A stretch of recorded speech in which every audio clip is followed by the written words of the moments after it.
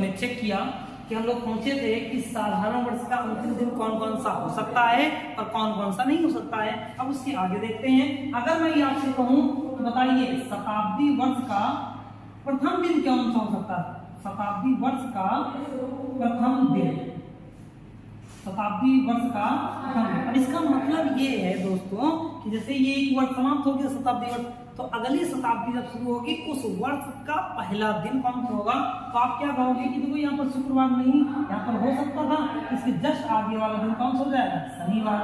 यानी किसी भी शताब्दी वर्ष का प्रथम दिन शनिवार हो सकता है। फिर अगर मैं बुधवार के बाद देखूं कौन सा दिन आता है, तो आप कहोगे कि गुरुवार। गुरुवार भी किसी भी शताब्दी वर्ष का प्रथम दिन बन सकता है। सोमवार के बाद आता है मंगलवार, तो मंगलवार भी किसी भी शताब्दी वर्ष का प्रथम दिन हो सकता है। और रविवार के बाद आता है सोमवार, तो सोमवार भी किसी भी शताब्दी वर्ष का प्रथम दिन हो सकता है। यानी क्या है, इस शताब्दी वर्ष का प्रथम दिन शनिवार, गुरुवार, मंगलवार, सोमवार हो सकता है। अब यहाँ पर देखो सोमवार जो है ये अंतिम और प्रथम दोनों में है, इसलिए इसको बहुत ध्यान से देखना कि ये क्या है कि प्रथम दिन भी हो सकता है और अंतिम दिन भी हो सकता है। तो शताब्दी वर्ष का प्रथम दिन शनिवार, गुरुवार, मंगलवार, सोमवार हो सकता है। तो कौन कौन से नहीं होंगे? तो आप कहोगे रविवार नहीं होगा, बुधवार नहीं होगा, शुक्रवार नहीं होगा। क्या? किसी भी शताब्दी वर्ष का प्रथम दिन। पर इतना ध्यान करने के बाद हम लोग कुछ क्वेश्चन करते हैं और उसके बारे में समझते हैं इसमें कितने टाइप के सवाल बनते हैं और ये आपके किस तरीके से सॉल्व होते हैं। अब मैंने आपको अभी तक जितना भी बताया है, मात्र आपको मैंने ये बताया कि कैलेंडर कितने प्रकार के होते हैं। हम लोग जिस कैलेंडर को पढ़ रहे हैं वो कैलेंडर कौन सा है, उसको किसने बनाया था, उस व्यक्ति का नाम है ग्रेगोरियन। उसके बाद हम लोगों ने विषम दिन देख लिया था और महीनों में चेक कर लिया था कि कौन से 31 दिन के थे और कौन से 30 दिन के थे। अब हम लोग करने वाले हैं कि विषम दिन। देखो अब क्वेश्चन के अकॉर्डिंग समझते हैं कि अगर मैं आपसे एक बात बोलूं तो ये क्या बात सही होगी? आप खुद कमेंट करके बताइए कि हाँ ये बात सही होगी कि किसी भी साधारण वर्ष का प्रथम दिन और अंतिम दिन एक समान होता है, एक समान। ठीक, ये बात आप याद रखना। क्या है? किसी भी साधारण वर्ष का प्रथम दिन और अंतिम दिन एक समान होता है। इसका मतलब क्या है कि अगर मैं आपसे ये कहूं कि मान लो कि 2005 का प्रथम दिन मंगलवार है, ऐसे सपोज करते हैं कि 2005 का अगर प्रथम दिन यानी 1 जनवरी 2005 का प्रथम दिन मंगलवार है, तो आप कहोगे कि 31 दिसंबर 2005 का भी जो अंतिम दिन होगा वो मंगलवार होगा। वो कौन सा हो जाएगा? मंगलवार। यानी कि अगर 1 जनवरी 2005 को मंगलवार है तो 31 दिसंबर 2005 को भी मंगलवार होगा। और देखो ये 2005 जो है अपने आप में क्या है? एक साधारण ही तो वर्ष है। जब ये साधारण वर्ष है तो इसका प्रथम दिन और अंतिम दिन क्या होगा? एक समान होगा। ठीक है, तो ये वाली जो मैंने लाइन लिखी इसका मतलब समझ पा रहे हो कि क्या है कि किसी भी साधारण वर्ष का प्रथम दिन और अंतिम दिन एक समान होता है। अब अगर मैं यहाँ पर लीप की बात करूं कि लीप वर्ष का क्या होता है, तो आप कहोगे कि लीप वर्ष का अंतिम दिन, ऐसे मैं बोल दूं कि लीप वर्ष का अंतिम दिन प्रथम दिन से एक दिन आगे का होता है। ठीक, यानी क्या है कि लीप वर्ष का अंतिम दिन उसी वर्ष के प्रथम दिन से एक दिन आगे का होता है। जैसे अगर मैं कह दूं कि 2008 का जो 1 जनवरी 2008 का जो प्रथम दिन है वो मान लो सोमवार है। अभी हम चेक नहीं कर रहे कि वास्तव में है कि नहीं, एक हम आपको बता रहे हैं कि मान लो अगर 2008 का प्रथम दिन सोमवार है, तो जब आप 31 जनवरी पर जाओगे, 31 दिसंबर 2008 पर पहुंचोगे, तो उसका अंतिम दिन जो मिलेगा वो यहाँ पर मंगलवार हो जाएगा। क्या बन जाएगा? मंगलवार। इसका मतलब देखो 2008 अपने आप में कैसा वर्ष है? अपने का लीप वर्ष है।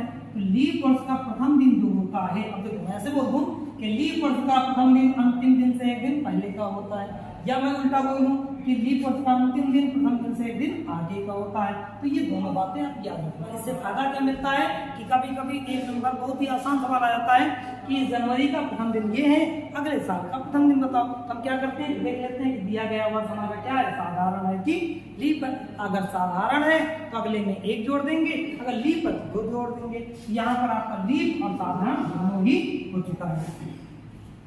ठीक, ये बात भी आपको याद रखनी है कि साधारण वर्ष और प्रथम दिन।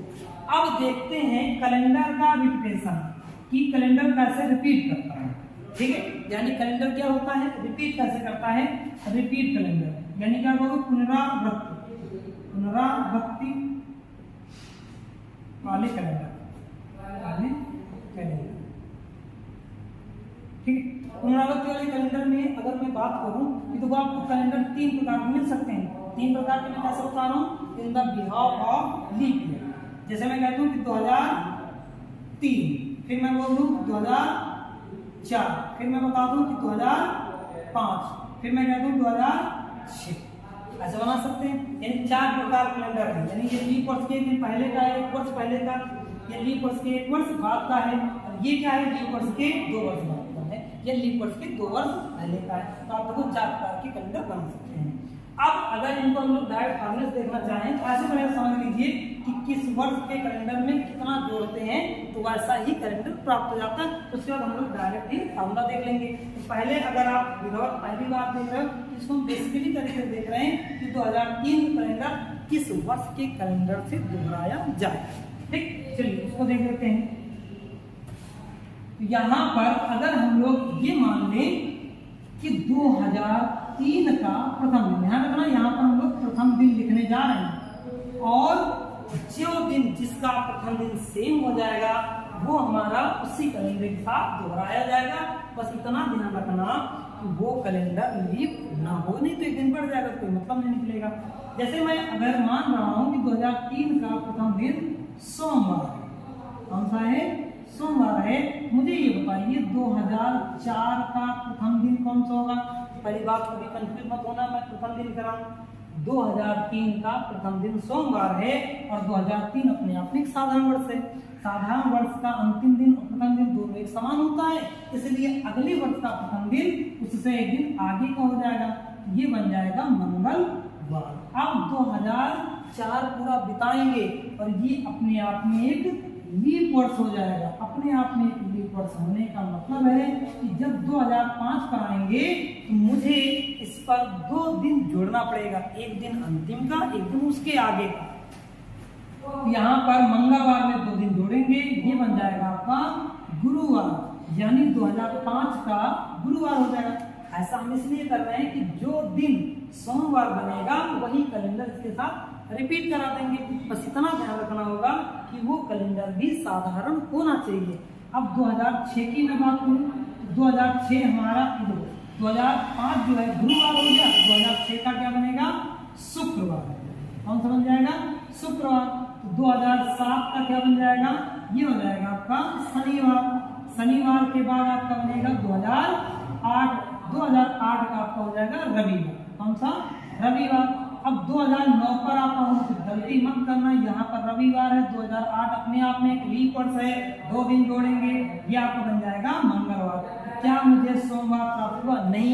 कभी आगे बढ़ते जाइए और देखते जाइए, तब तक नहीं रुकना जब तक कि सोमवार न हो जाए। और इन सबको करने के बाद हम लोग डायरेक्ट फॉर्मूले से समझ लेंगे कि आखिर कैसे बनता है। अब मुझे बताइए 2010 का प्रथम दिन क्या हो जाएगा, तो आप बोलोगे कि बुधवार। 2011 का क्या बन जाएगा, तो आप कहोगे गुरुवार। 2012 की अगर मैं बात करूं तो ये आपका बन जाएगा शुक्रवार। और अगर 2013 की मैं बात करूं तो देखो 2012 भी लीप वर्ष है, एक अगले वर्ष में 2 दिन जोड़ेंगे, यानी ये बन जाएगा रविवार। और रविवार के जस्ट बाद 2014 लाएंगे, ये आपका बन जाएगा, देखो 14 अपने आप में एक साधारण वर्ष है, रविवार जस्ट बाद क्या आ जाएगा, सोमवार। देखो जहां से हम लोग शुरू हुए थे वहीं पर आ गए, यानी हम ये कह सकते हैं 2003 का कैलेंडर 2014 के कैलेंडर से दोहराया जाएगा। तो अब बात आती है कि आखिर हमने यहाँ पर कितने महीने जोड़े, कितने वर्ष जोड़े हैं। अब गिन लीजिए 1 2 3 4 5 6 7 8 9 10 11, कितना हो जाएगा। तो आप क्या करोगे कि यदि कोई कैलेंडर लीप वर्ष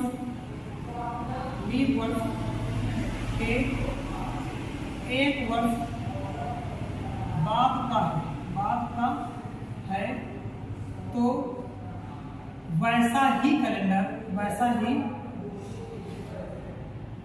कैलेंडर पुनः 11 वर्ष बाद दोहराया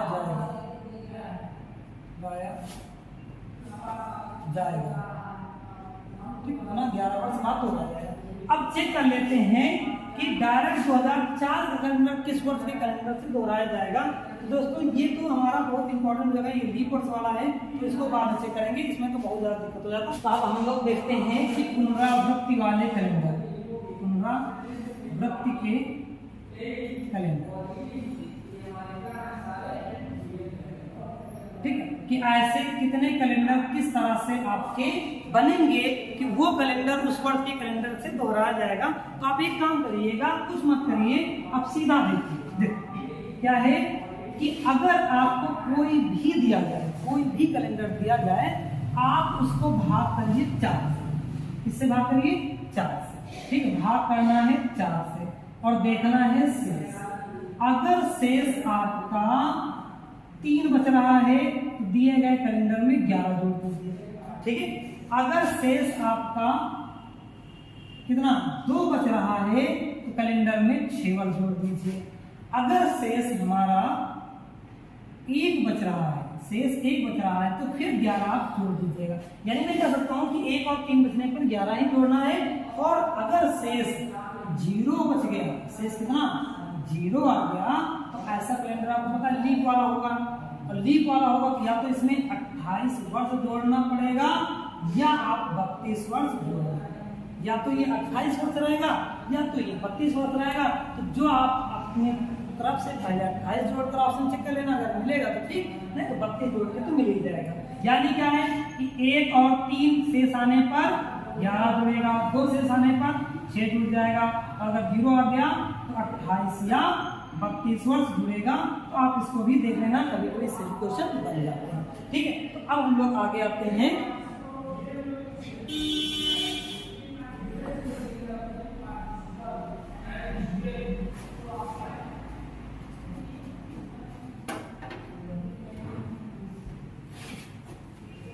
अब हम लोग डायरेक्ट देखते हैं कि दिन कैसे निकालते हैं। ठीक है, अब हम लोग दिन निकालेंगे। जैसे मान लो हम आपसे कहें कि किसी महीने की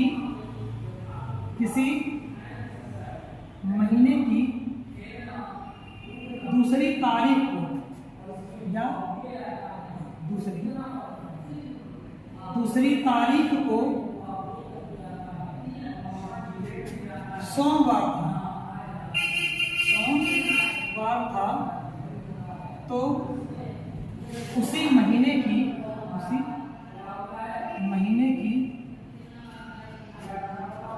17 तारीख को कौन सा दिन होगा। ठीक, अब क्वेश्चन के थ्रू देखते हैं कैसे दिन का। यानी हमने कहा कोई एक महीना है, मुझे पता नहीं कि कौन सा महीना, बस उसकी क्या है, इस जो 2 तारीख है इस दिन आपको सोमवार पड़ना है। आपको बताना है कि 17 तारीख को कौन सा दिन बनेगा। 17 तारीख को कौन सा दिन निकालेंगे, तो देखो इसका सबसे अच्छा तरीका है कि आप पहले चेक करो कि आखिर इन दिनों का अंतर कितना है।